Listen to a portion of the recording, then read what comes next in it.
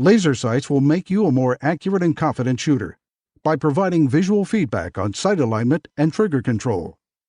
Crimson Trace, making laser sight standard equipment.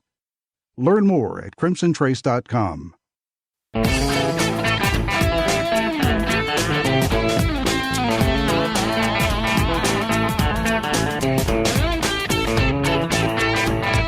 Number one national voice in defense of your Second Amendment rights. Gun Talk, available on iTunes and on the free Gun Dealio smartphone app for Android and iPhone. To be on the air with Tom, call us now, 866-825-5486 or 1-TOM-TALK-GUN. Now, here's Tom. All right, welcome back to Gun Talk. We had a caller last hour with an issue that I want to tag along to that before I get to my guest here. The lady called, said she had a friend who had a bunch of guns, everything stolen actually, some were guns. He had everything returned, police returned everything else, but he cannot get his guns back. He's asked, and at least, and remember, this is second hand from somebody I don't know, and she's saying that he cannot get his guns back from the police. And there have been several people who said, well, this is what needs to happen. I had some ideas. But actually, we have now somebody who's called in who actually knows what he's talking about. Jay is in San Antonio. Hey, Jay, I gather you are a police officer. No, I'm a criminal defense attorney here in San Antonio. Oh, okay. All right, so help me out. All right. Basically, what you have to do here and with a lot of the law enforcement agencies throughout the country is he needs to get a court order from the judge that says that that the police department is required to release those guns. He needs to get his attorney, that attorney up there that he was talking about, shrugged his shoulders. He needs to get another one to go in with a motion that has a list of his guns and the serial numbers and proof that he's the owner. Then that judge will review that and then sign the order with the serial number and the list of guns. You take a certified copy of that order over to the police department. They have to give him those guns. The problem is that maybe that case is not closed yet. Maybe there's some other charges coming down the pipe or something. That is where that attorney that he hires can go in and check to make sure the case is closed. And then, I mean, you're talking about something that can be presented to the court the same day and the order given the same day. You know, and it's not a $5,000 job. A decent attorney is going to charge you maybe $500 for taking the day to do it. So he needs to get that order and quit screwing around, like you said, because you never know what's going to happen to those guns. Yeah, time's not on your side. Yeah, the prosecutor is not constantly telling the police department to release guns. So, and the police department doesn't call the prosecutor to ask them to release it. They don't do anything until they have a court order.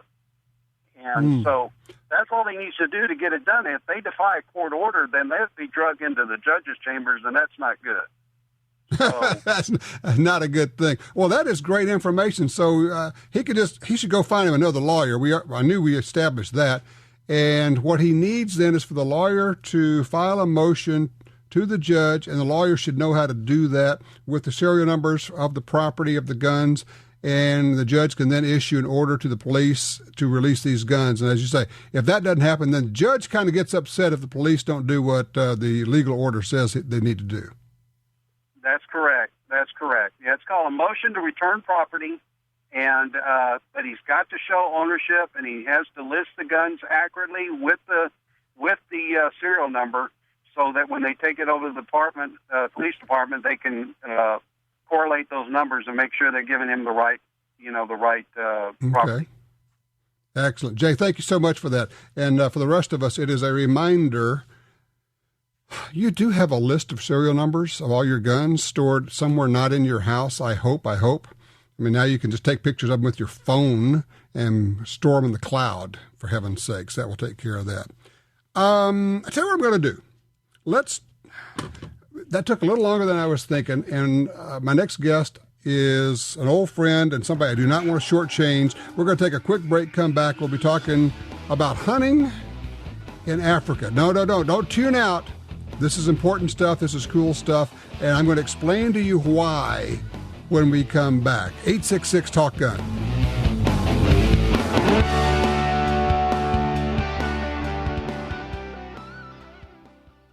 It's the next generation target pistol, the SW22 Victory from Smith & Wesson. Stainless steel frame, interchangeable match barrel, thumb safety, fiber optic sights, and a Picatinny rail. The SW22 Victory is ready for anything, targets or small game. Also available with a threaded barrel or cryptic camo finish. And it's backed by the Smith & Wesson Lifetime Service Policy. Learn more about the SW22 Victory at smith-wesson.com. If you're like me, you don't have money to burn, but you still want to buy guns, ammo, and accessories. That's why we created Gun Dealio. That's a free, yes, a free smartphone app. Just download it and start getting the deals. Could be discounts, offers of free magazines for your gun, or you could be the first to hear about new stuff from gun makers. Here's how it works. With Gun Dealio on your phone, you get alerts when you enter a gun store. Special deals, you know. You don't have to do a thing. It'll do a lot of other cool things, like let you watch gun videos and listen to Gun Talk podcast. Plus, check it anytime for hundreds of deals and offers. Getting more while spending less. Smart, huh? Gun Dealio. Made in America. Gluten-free. At the App Store and Google Play or gundealio.com. Are you looking for a place to shoot? The National Shooting Sports Foundation has a great website called wheretoshoot.org. It's the largest database of shooting ranges on the internet. It's also a great resource for shooters where you can find video tips, printable targets, and a lot more. Find it online at wheretoshoot.org. And while you're there, download their free iPhone app. That's wheretoshoot.org.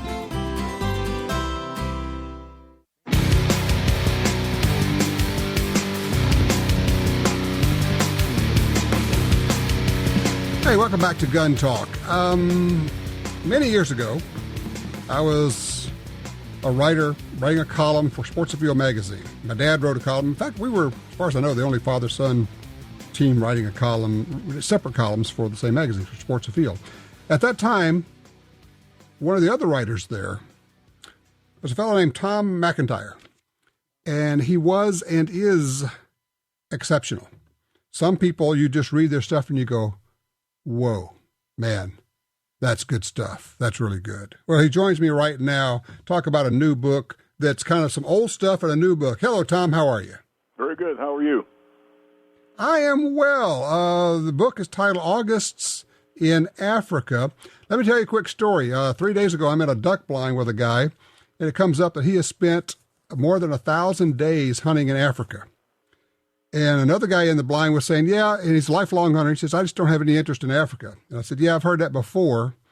And every single one who said that, after they went the first time, all they could think about is, how do I get back?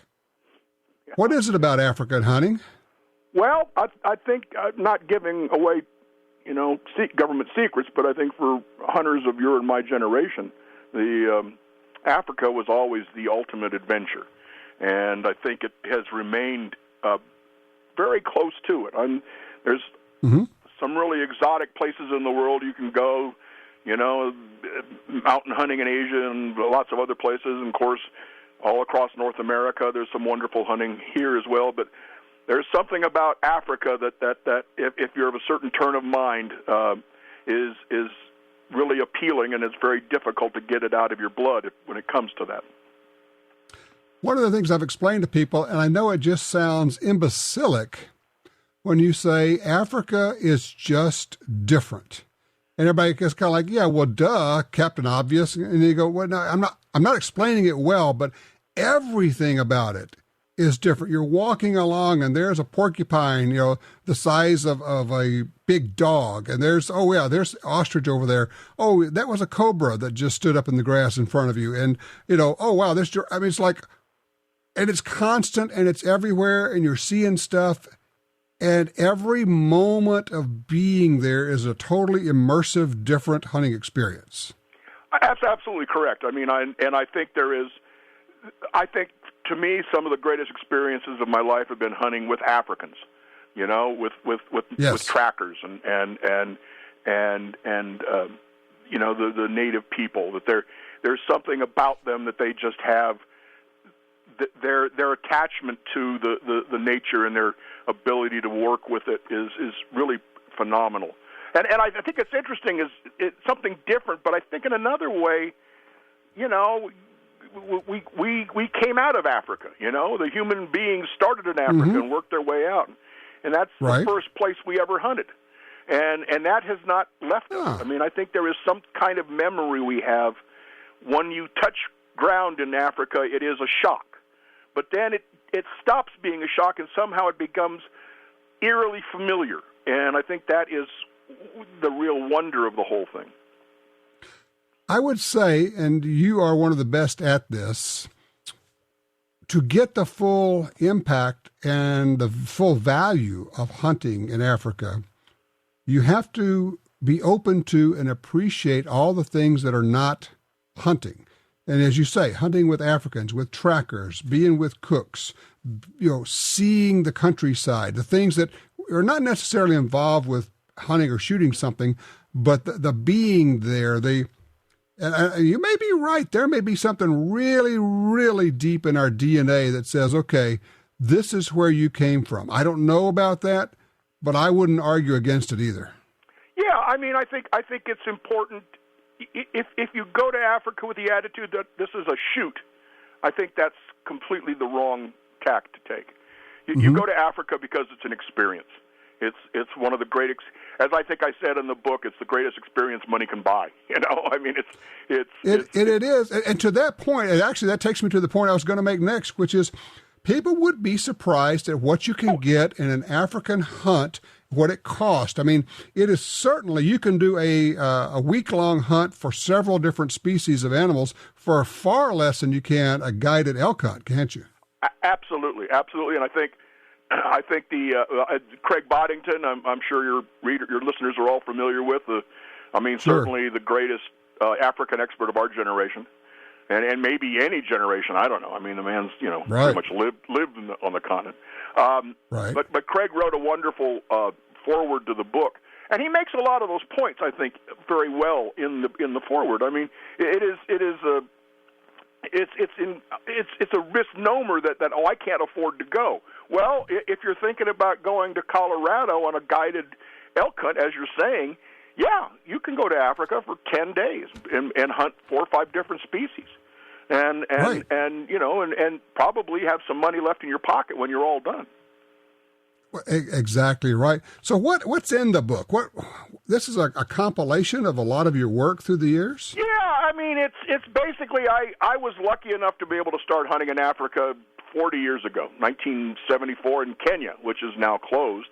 Wow, yeah. And in fact, that's where I believe your father hunted a good bit back in the old American sportsman days or something, I think. Right. And so that was, it was just incredible stroke of luck for me. And I got to experience that part of that aspect of African hunting. And since then I've been lucky enough, without holding a candle to Boddington, nonetheless, I've been lucky enough to hunt. As I like to say, I've hunted all 4 corners, probably literally, of the continent, from the Cape of South Africa to the western most part in Senegal.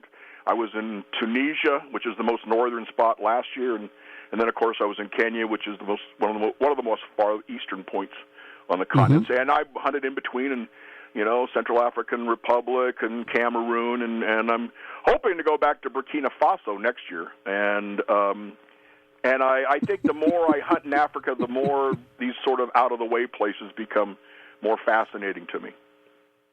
And so the book is a collection of stories that span that period of my life, which most of my life, 40 years, and in a way it is a kind of a view of the way Africa has changed and remained the same. I mean, it's a mixed view of the whole affair of safari.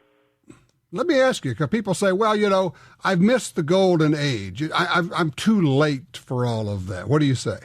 Absolutely not. Absolutely not. I mean, there are probably more African safaris today, as many or more as there ever were. And I think there are, the safari in certain parts in sub-Saharan Africa, safaris are a vital part of the economy. They continue on. Countries are reopening and expanding. And it's mixed. I mean, I'm not going to try to claim that it's not. I mean, we can all, the last year or two, there's been a lot of controversy over African hunting, and I think a lot of misunderstanding. I am wondering whether the new administration is not going to be very a positive step in terms of at least their attitude towards hunters traveling to the African continent to hunt, unlike previous administrations. Right, as well as bringing back President-elect's sons are very avid hunters. So yeah, good point. As well as bringing back the trophies, because right now there are restrictions on bringing back trophies from places where the animals are hunted legally. Are very restrictive on that, but there's always ways of doing that. People should never lose hope that they can't. There are lots of other ways of getting your trophies home, and so they shouldn't let that deter them from traveling to Africa to hunt, because they, and of course it can be, you can have some difficulties with your firearms, but it's not that difficult if you do your homework. It can all be done. If you go to, and the thing is, if you decide you're going to do this, go ahead and jump into the deep end and do your research. Join the Dallas Safari Club or SCI. Read up on this as much as you can. Make the commitment, because the more you know going into it, you will, get more out of it. Tom, where can people get the book? It's called August in Africa. You can find it on Amazon, and it's available there quite easily. And hope they get a chance to read it and enjoy it. Very good. Listen, I appreciate that so much. It's August in Africa, Safaris into the Twilight, 40 Years of Essays and Stories by Thomas McIntyre. Let me tell you, the guy knows how to tell a story. If you want to put yourself in the middle of a hunt or in a camp or in a Land Rover in Africa, this is the deal. And I will also tell you, just from personal experience, when you make your first trip to Africa, it becomes your first trip, because all you can think about after that is, how do I get back? Africa has been described as crack cocaine for hunters. I'm not sure about that because I have no basis for comparison, but I do know that once you go, you really want more of it, because it's different. I know it sounds so stupid. It's different. Of course it's different, but it's special and it's something else. And when two people who have hunted Africa get together, they start swapping stories. And then you talk about your pHs, and you talk about this happened, and this guy, we got stuck, and this animal jumped up, and this thing happened, and we had to trail it at night, and just on and on and on. I would just tell you, as a personal favor to you, if you are a hunter, if there's any way to make it happen, if you say, I'm going to do that in 5 years, I'm going to start saving up for it, then you should do that, because hunting in Africa is just different, and it is special, and it's changing. And for those who say, well, what about the animals over there? Well, you know what? The truth of it is, the dollars spent by hunters in Africa, in many cases, that's the major funding for wildlife conservation. You have somebody, and it's always funny, they say, well, we'll go in and tell these people, look, we got these people who are crazy. They'll come in and give you the equivalent, because they've been poisoning, for instance, leopards, or lions are killing their cattle. Well, we've got people who will pay you the equivalent of 100 cows to come in and hunt them. You go, yeah, they're crazy. Yeah, they're crazy. Of course they are. But we have people who will do that. So, there you go. I very much appreciate Tom. I tell you what, let's go to Matt on line 2. He's in Mariposa, California. Hey, Matt. Hello, Tom. I just had a quick question. I was thinking about getting a new Glock, but then I heard about the Smith & Wesson M&P 2.0, and I just wanted to get your views on whether that's worth waiting for or not, if you know anything about it. Well, we have a video about it. The day it was released, we released a video. We shot it a couple of months ago. The Smith & Wesson has a new pistol called the M&P 2.0. Actually called the M 2.0. It is, well, here's the thing. I like M&Ps starting off. Just start off with that. And I will just tell you, I like M&Ps more than I like Glocks. To me, Glocks have never fit my hands well. That's just me. They may fit other people's hands well. Clearly they do. But I like M&Ps. What they've done with this is improved it. It's been 10 years since the M&P came out. They've shortened the beaver tail a little bit. They've really increased the texturing around it. They've extended the steel inside the frame for rigidity. There are a number of other features, but if you go to our YouTube channel, the Gun Talk YouTube channel, you can see our video we did on it. I guess, let me ask you this. Have you shot M&Ps? Have you shot Glocks? Do you have any kind of basis for comparison? When I was a deputy, I carried a Glock. I liked them. I've shot M&Ps. The only thing is the original M&P, I didn't really like the trigger. I was just wondering if they changed that at all, if you know that. Huge. Big change in the trigger. A huge improvement. And I understand. I mean, the original M&Ps, the trigger was a little squishy, would be maybe one way to put it. When they brought out the compact, it got a lot better, and then they put that improved trigger back in the full size. So if you shot the original full size, that trigger has been better for quite a while now. But the trigger in the new Smith & Wesson M 2.0, the MP M 2.0, is much better. So I would, if you love Glocks and you know Glocks, there's nothing wrong with that. I get that. But if you're open to looking at something else, something new, if you can get your hands on one of the new Smith & Wesson M&P M2.0s, the 2.0 being the newest version, I would suggest you at least try to get your hand on it. You've asked the question. You must be interested in it somewhat. See what you think. Try the trigger in the store, mess around with it, see how it feels to you. I like the feel of it. I like the looks of it. I don't know if they have the compact out yet, but they did bring it out and I like this, they brought it out in 9, 40, and 45 all at the same time. So that's great. Now, as to whether it has the compact version yet, I'm not sure. If not, it'll be right behind it. But I think you could take this thing and make it a defensive gun, a house gun. And honestly, I think you could take it out of the box and make it a competition gun because the trigger is that good. So anyway, check it out. It's all about what fits your hands and what you like. Isn't that the beauty of it all?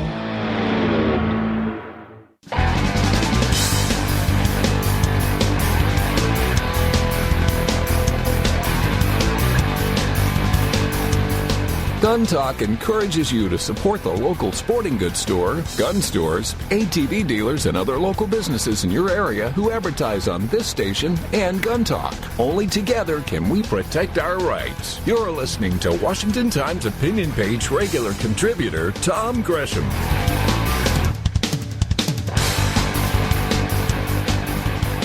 All righty, we had a caller earlier that was talking about an issue with getting stolen guns back from the police, and it brought up a number of different topics about documenting your guns, making sure you have pictures and serial numbers recorded and that type of thing, and storing them off site. And it's generating some calls, and I think that's great because it's something that we all need to be reminded of. Benny is called in from Corpus Christi on 4. Benny, what's your question about this? Well, hey, good afternoon, Tom. Good to talk to you. Happy New Year. Not so much a question, but from what I understood, this individual had some antique firearms, and I'm afraid, as with some of my own, they may not have serial numbers for him to list. They weren't necessarily put on the older. On those older guns, yeah, a lot of old guns don't have serial numbers. Exactly. And if that's the case, I would hate to think what might have become of them in the meantime. There's a number of different avenues this person could have taken in the amount of time it had to have gone through trial and conviction to sentencing to the fellow actually serving out the entire sentence, as we were told, and now being released. Going to the state police, for instance, for an answer as to why he couldn't get him back. Going to the state's attorney general or directly to the DA's office. There's so many avenues that seem to have been missed over this period of time. Yeah, I'm with you. There are a lot of. Sometimes these calls bring up more questions than answers, and we can't quite drill down to get to it because we don't have time. But I'm with you, and Brady, I appreciate it. It's an important point of some guns don't have serial numbers. It's something for us to talk about. Thank you, sir. Jeff's on line 3, Corpus Christi, Texas. Jeff, house fire. What happened? Yeah, well, it was arson, unfortunately.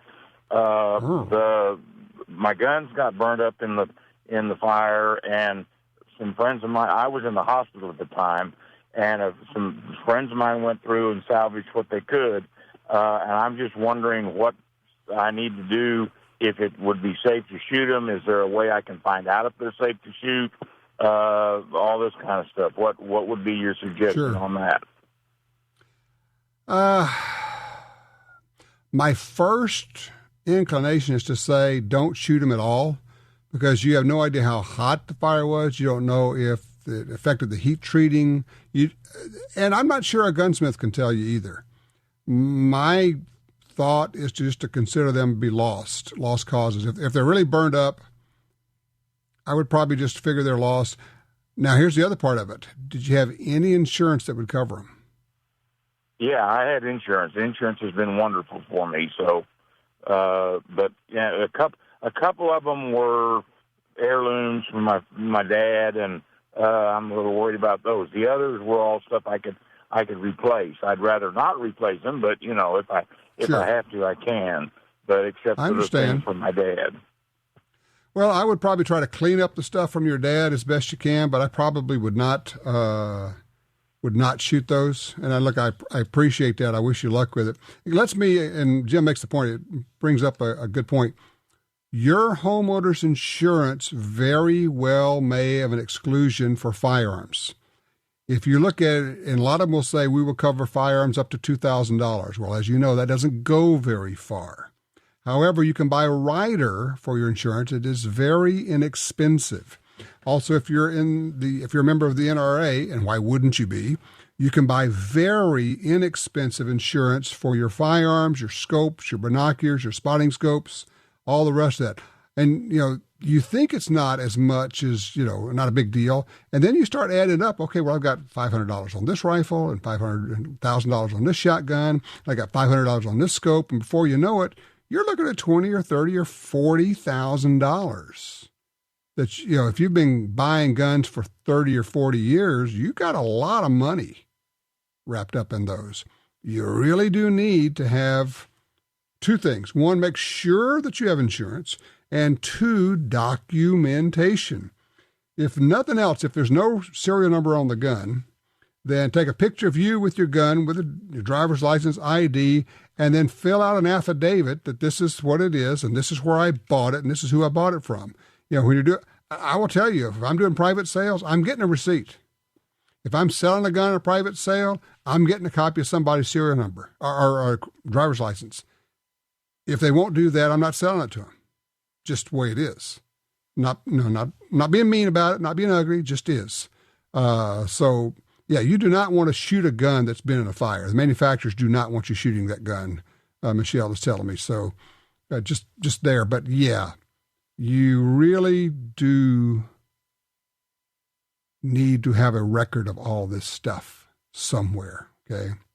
Let's go to Brett. He's in Waco, Texas. Hey, Brett, line 1. Hi, how are you doing? Hi there. I'm great. I was curious to find out if there's any truth to the rumor that a veteran who is diagnosed with PTSD is not able to buy a firearm legally? In some cases, that is correct. What's going on is there's a form there that veterans can fill out, and if they say on there that they are having trouble managing their money and they have someone else manages it for them, then the Veterans Administration notifies the FBI and they put them on the NICS list of prohibited people, and that person can never, ever in their lifetime buy a firearm again. Okay. But is the financial thing the only part that factors into that? We're not sure. We're not sure what's going on with the VA. It's hard to get answers out of them. The FBI is not telling us. But people, tens of thousands of vets are now finding that they cannot legally buy firearms. And so that's one of the things that we were just told by Alan Gottlieb from the Second Amendment Foundation that the Trump administration is going to look into immediately, because Barack Obama just did the same thing to seniors. Anybody getting Social Security who says, I want somebody else to handle my finances, so send the money to this person, I've designated them, then you are immediately from the Social Security Administration on the list that gets sent to the FBI as a prohibited person. So Trump's going to undo that, and we're told that he's also going to undo the thing with the VA. We have to work on all of that. So, the way the law reads is you have to have been adjudicated as mentally incompetent. That is, a judge has ruled you mentally incompetent. It doesn't mean that some clerk with the Veterans Administration has decided that you shouldn't have a gun. It's bothersome. I will tell you, I'm just really, really glad that Trump got elected. I just got to tell you, I'm really glad. I know we're not going to get everything that we hope for, but we're going to get a lot of it. All right? So, yeah, it's a lot of changes coming, one can hope.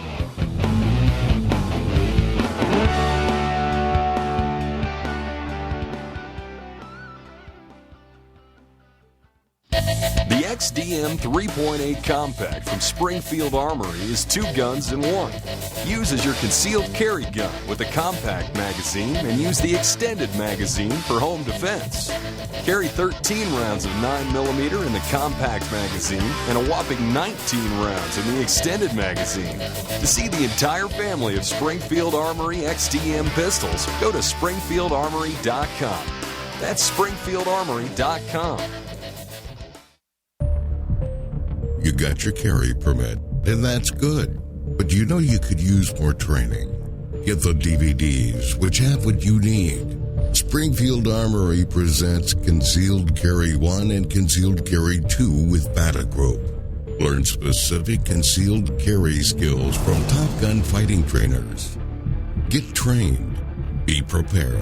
This really is life and death. ShopGunTalk.com.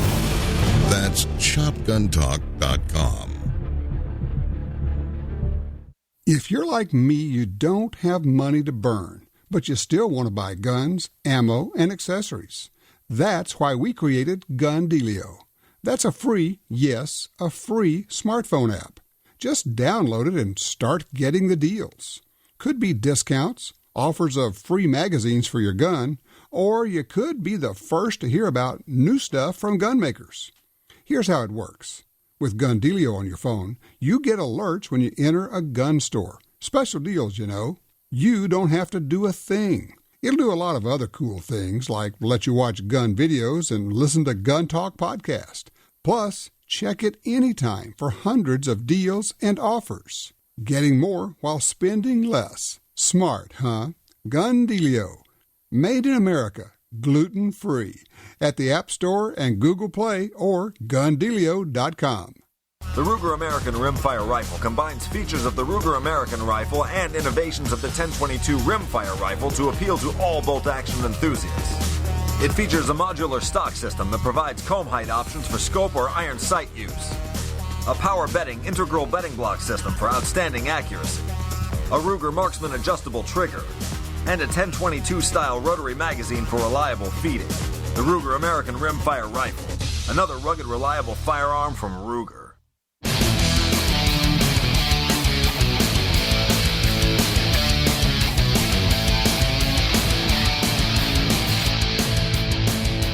All right, back with the 866 Talk Gun. Just because I was curious, I looked up NRA firearm insurance. And there's a website called mynrainsurance.com. Went there. You put in how much you want to insure, and it tells you what your rate is. Let's see. Just pick the number, big old round number, $10,000, $94 a year. That's pretty good. I always knew it was a good price. So let's see. Coverage, Loss, damage, flood, fire, theft, including theft from a locked vehicle. For firearms valued at $2,500 or more, we will need a list with each item's value. No, in big bold, no serial numbers are required. Interesting. So if you're an NRA member, it is mynrainsurance.com. Interesting. I've never heard of any problems with this. I've heard of people who used it, so I think probably whatever you tell them it's worth is what it's worth, and go from there. Now, if you tell them, look, my Remington 870 is worth $5,000, they're probably going to have a problem with that. But if they can go on to Gun Broker and look, they go, yeah, okay, it makes sense. Line 2, Lee's with us out of Eastern Washington. Hello, Lee, you're on Gun Talk. Hello, sir. Yes, my question was sort of like what you're saying. I understand that many homeowner type or rental policies will have exclusions past a certain point, and some don't. Advertising locally here during your show is an outfit that says there's no exclusion on value. That's okay. That's what I wondered also about the NRA insurance, what the deal was here. Because somewhere I thought I heard recently that someone says, where's all your receipts? You might have owned something 30 years. Going to have a receipt around it. I'd find that hard to believe. Right. No, I don't know that anybody's going to be looking for a receipt. But you know what? Here's the thing. And I think people lose sight of the fact that when you buy insurance, you are entering into a contract, and it will cover whatever it is you paid for them to cover. That is the time when you buy it to ask, are you going to require a receipt? How do you establish a value? What exactly is going to happen? That's the time to ask those questions, not later on to say, hey, I bought something. I have no idea what I bought, but why don't you tell me? And then you find out, I didn't buy what I thought I bought. Sure enough.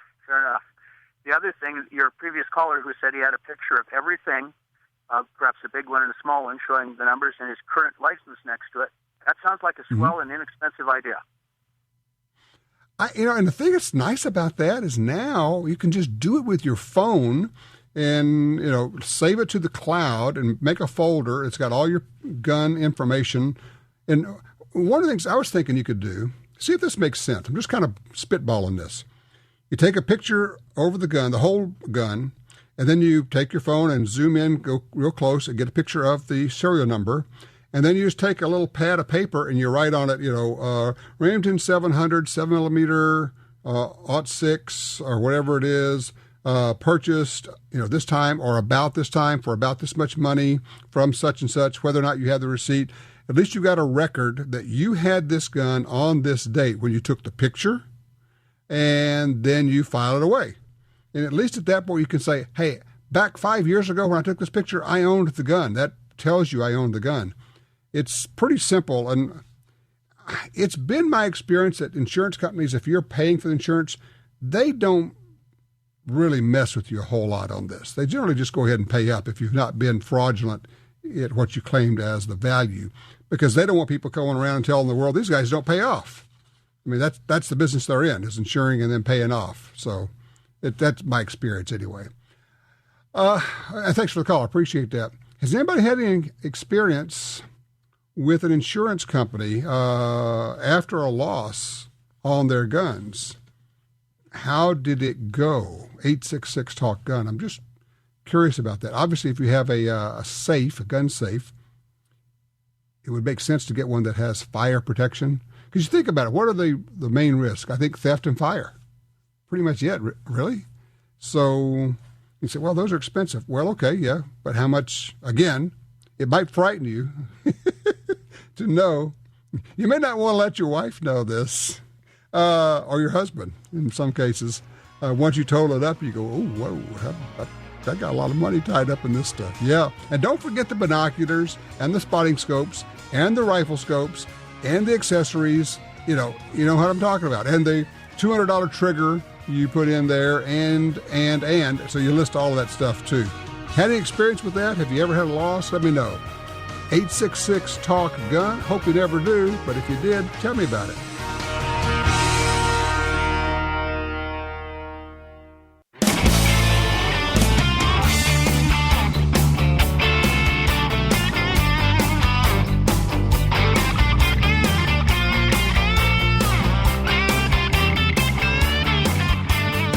All right, back with you. Got a couple of guys who can help us out with some questions and answers, but we're going to have to move fast. Let's start with Ernie. Ernie is on line 3 out of West Virginia.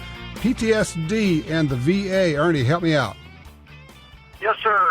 What I wanted to say was that you are absolutely correct in your comment that you have to be adjudicated by a judge to not be able of a mental defect on that form when you're filing usually for a pistol. So when a veteran or a retiree walks in and sees that and has PTSD, it doesn't say PTSD on the form.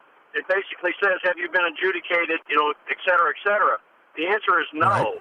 And when you go back to the Social Security Administration and then, of course, your VA benefits and the handling of your money, if the VA court or the Social Security Administration dictates that your money has to be handled, then you've been found to have a mental defect, which, in fact, you should probably be limited on your ability to own a weapon. So it's two different things, and the veteran has to understand that when he looks at the form. So if I tell them, look, I don't feel comfortable handling my own money, I would really like for somebody else to handle that for me, that makes me mentally deficient? If in the eyes of the VA or you mentioned the previous administration and Social Security, if you go in and you tell somebody that you want somebody else to handle your money, and for some reason in there, I mean, this is kind of conjecture, but if for some reason you've been to the doctor and you've seen a psychiatrist, all of that stuff comes. It gets brought into court or into that adjudication, and they will say you're mentally deficient, and that'll cause you to lose your right to handle firearms or own firearms. Okay. Well, I appreciate it, Ernie. I think that's something that we're going to have to work on to get changed. Mike's on line 4 out of Durango, Colorado. Hey, Mike, insurance on firearms. Talk to me. Hey, I was just calling. I heard you on the radio ask if anybody had a claim denied, and I had a claim on firearms denied when we got flooded a couple years back. Now, why did they deny it? The reasonings behind why they denied it, my wife and I live out of a fifth wheel, so I had my safe in a shop, and I hadn't purchased a safe that provided any kind of waterproof protection. It was just a standard gun safe. Right. But why? I mean, if they were damaged, was it because they don't cover flood? No, we had to have flood insurance because we live in a floodplain, but I hadn't taken any steps to provide any waterproof protection to them. So what? You didn't denied my claim on my firearms. They covered some of the other stuff, but not on the firearms. Yeah, but what I would have said was I didn't provide any additional protection for my refrigerator or anything else, and you're covering that. Why are guns different? Yep, I agree, but that was another one of those. I did not read anything, I guess, up front on the policy, and I think it'd be good for other folks to know out there so they can pay attention a little better when they go through it. Yeah, did you appeal their decision? I did. We took it to the main office, but we just never got anywhere. My local insurance agent seemed to attempt to help me out a little bit, but we never got anywhere. All right. Well, I appreciate that, Mike. It's a reminder to all of us to check our policies carefully. Also, and then good point, the whole online insurance, I want an agent. I want somebody who is going to be fighting for me. And then the other thing is, if it's a lot of money, your first call needs to be to a lawyer. And if you get a lawyer who shrugs, I don't think we can do that, then he's right or she's right. They can't do that. Then go get one that says, oh, yeah, I'm going to go kick their butts. Wait, just let me at them. I'm going to go get these guys. Go, cool, let's go. Let's rock and roll. Because the idea of them saying, well, you didn't take steps to protect your guns, it's no different from a refrigerator or anything else. If it's covered, it's covered. If it's not, it's not. But there again, you got to check your policies. Hey, look, everybody, be safe out there. Check your six. Take somebody shooting with you this week and have some fun.